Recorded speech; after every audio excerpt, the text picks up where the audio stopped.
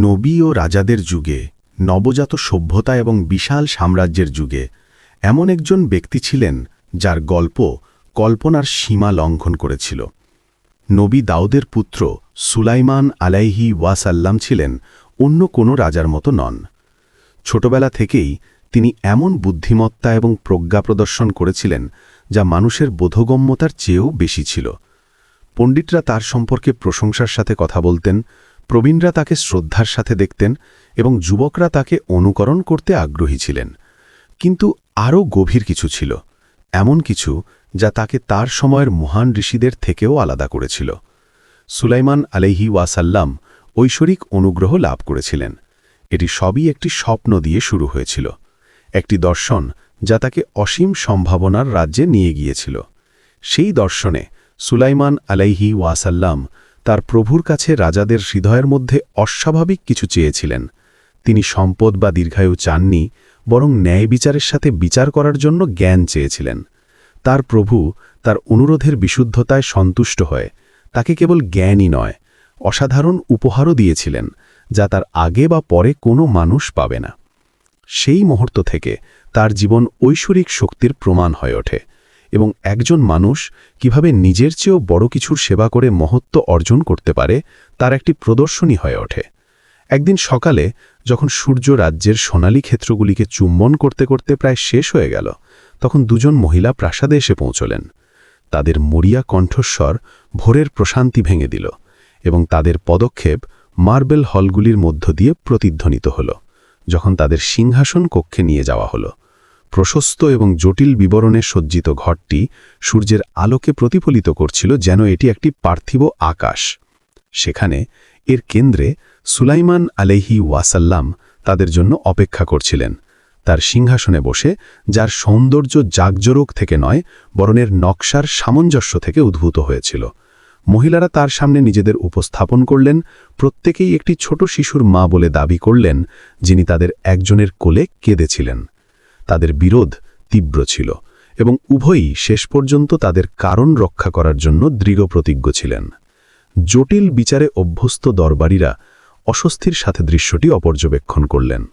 এটি কোনো সাধারণ ঘটনা ছিল না, এটি ছিল সত্য উন্মোচন করার জন্য সলেমানের ক্ষমতার পরীক্ষা। নবী মনোযোগ সহকারে শুনলেন, উভয়কেই তাদের যুক্তি উপস্থাপন করার সুযোগ দিলেন। তার দৃষ্টিতে অধৈর্যতা বা বিচারের কোনো লক্ষণ দেখা গেল না, কেবল গভীর একাগ্রতা দেখা গেল। অবশেষে তিনি শান্তভাবে বললেন, যা ঘরটি ভরে গেল, আমার জন্য একটি তরবারি আনুন। তিনি বললেন, আদেশটি বজ্রপাতের মতো পড়ল, সকলকে নীরব করে দিল। একজন প্রহরী একটি উজ্জ্বল তরবারি নিয়ে গিয়েলেন এবং সুলাইমান দৃঢ় কণ্ঠে ঘোষণা করলেন, শিশুটিকে 2 ভাগে ভাগ করো এবং তাদের প্রত্যেককে একটি করে অর্ধেক দাও। তার কথার কঠোরতা ঘরে আতঙ্কের এক গুঞ্জন সৃষ্টি করল, কিন্তু সুলাইমান স্থির রইলেন। একজন মহিলা ঠান্ডা গলায় মাথা নাড়লেন, তাই হোক, যদি আমি তাকে না পাই তাহলে সেও পাবে না। কিন্তু অন্য মহিলাটি তার মুখ বেয়ে অশ্রুধারা বইতে শুরু করলে হাঁটু গেড়ে বসে পড়ল। না, সে অনুরোধ করল, ওকে ওকে রাখতে দাও, কিন্তু তার ক্ষতি করো না, তাকে বাঁচতে দাও। সুলাইমান প্রহরীকে থামানোর জন্য হাত তুলে সেই মহিলার দিকে তাকালেন, যিনি শিশুটির জীবনের জন্য আর্জি জানিয়েছিলেন।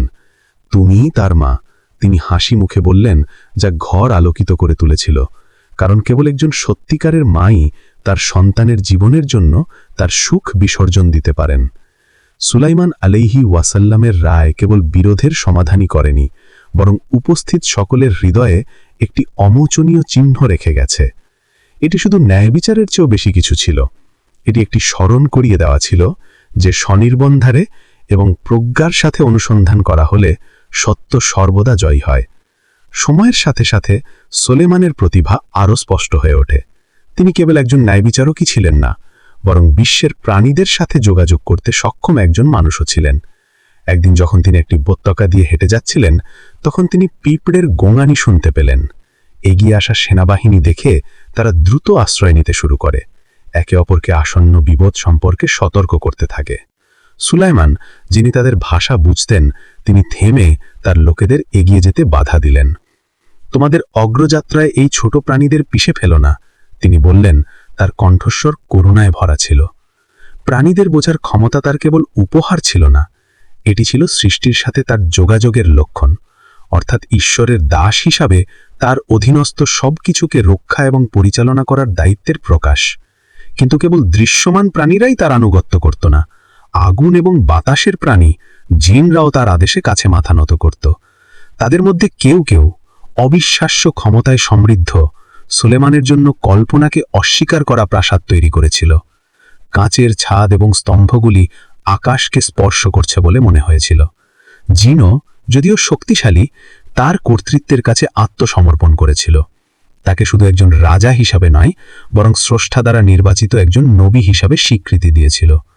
সুলেইমান এই গুণগুলি নিজের নামকে মহিমান্বিত করার জন্য ব্যবহার করেননি, বরং তার লক্ষ্য পূরণের জন্য ব্যবহার করেছিলেন। তিনি জানতেন যে প্রত্যেকটি ক্ষমতাই ঈশ্বরের ঋণ, এবং একদিন তাকে তার জন্য জবাবদিহি করতে হবে।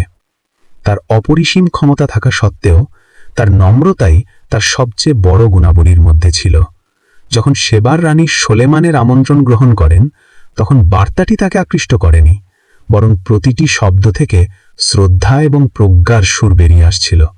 তিনি বাতাসকে নিয়ন্ত্রণকারী এবং পশুদের সাথে কথা বলা রাজার সম্পর্কে গুজব শুনেছিলেন, কিন্তু যা তাকে সবচেয়ে বেশি মুগ্ধ করেছিল সেটি হল একক ঈশ্বরের প্রতি তার ভক্তি।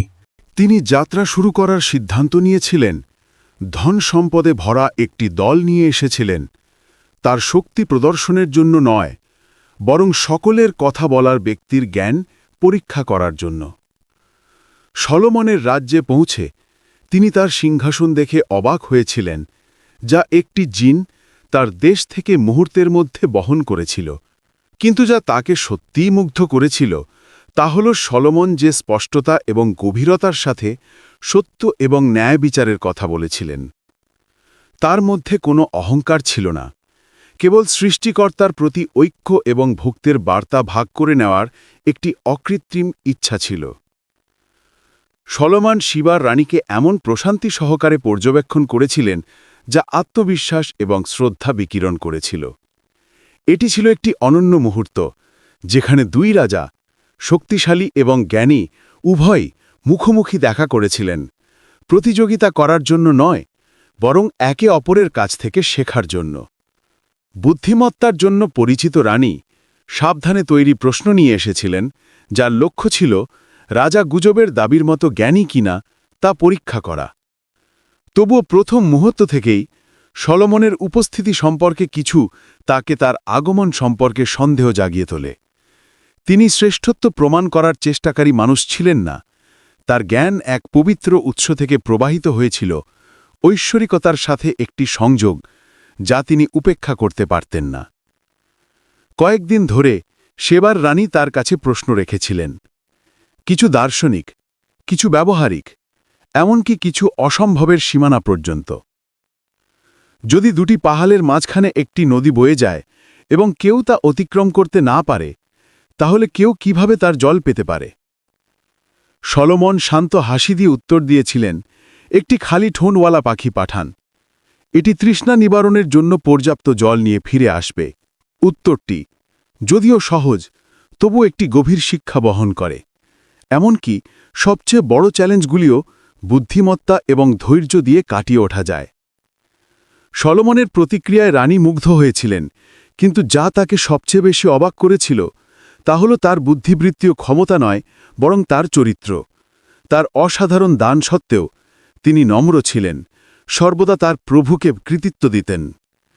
এখানে তুমি যা কিছু দেখো, আমার সমস্ত জ্ঞান এবং আমার রাজ্য আমার স্রষ্টার করুণার প্রকাশ মাত্র, তিনি বলতেন।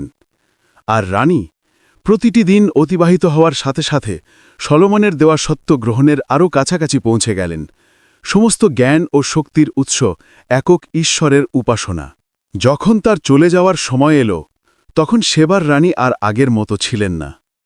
তার হৃদয়ে তিনি একটি নতুন উপলব্ধির বীজ বহন করছিলেন, যা তার বিশ্বদৃষ্টি চিরতরে বদলে দেবে। তোমার জ্ঞান তোমার ঈশ্বরের শক্তির প্রতিফলন, তিনি চলে যাওয়ার আগে বলেছিলেন। এবং এই কথাগুলির মাধ্যমে তিনি কেবল সলোমনের মহাত্মই নয়, বরং ঐশ্বরিক ঐক্যের সত্যকেও স্বীকৃতি দিয়েছিলেন। বছর যত গড়িয়েছে, সলোমনের দান তার লোকেদের অবাক করে দিয়েছিল। এমন কিছু দিন ছিল যখন বাতাস তাকে বিশাল মরুভূমি পেরিয়ে নিয়ে যেত, যেন প্রকৃতি নিজেই তার মিশনের সেবায় নিয়োজিত ছিল।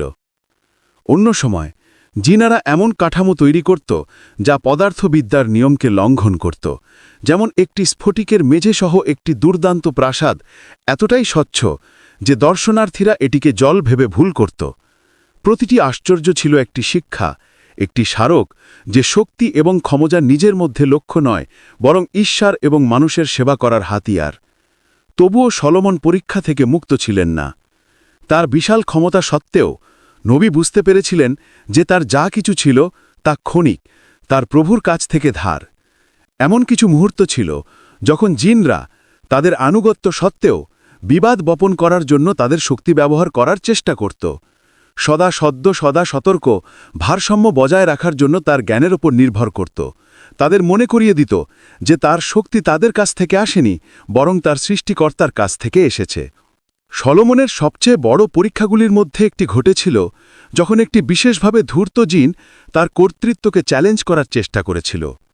বিদ্রোহের জন্য পরিচিত এই প্রাণীটি সরাসরি নির্দেশ পালন করতে অস্বীকার করেছিল, সলোমনের শক্তির পরিমাণ পরিমাপ করার চেষ্টা করেছিল।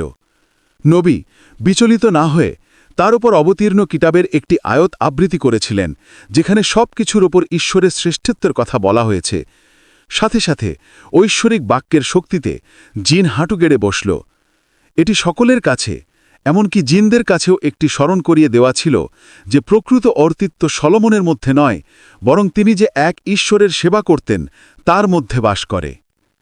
সময়ের সাথে সাথে সলোমন কেবল ক্ষমতার নয়, বরং অনুপ্রেরণার একটি ব্যক্তিত্ব হয়ে উঠলেন।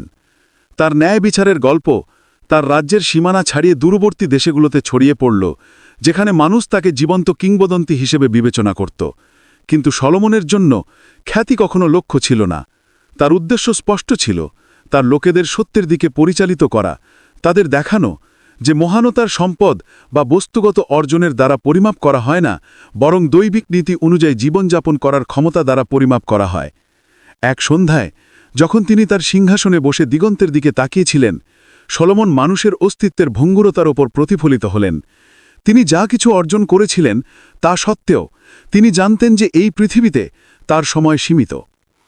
তিনি তার পিতা নবী দাউদের কথা স্মরণ করেছিলেন, যিনি তাকে সর্বদা ঈশ্বরের চোখে নম্র থাকতে শিখিয়েছিলেন।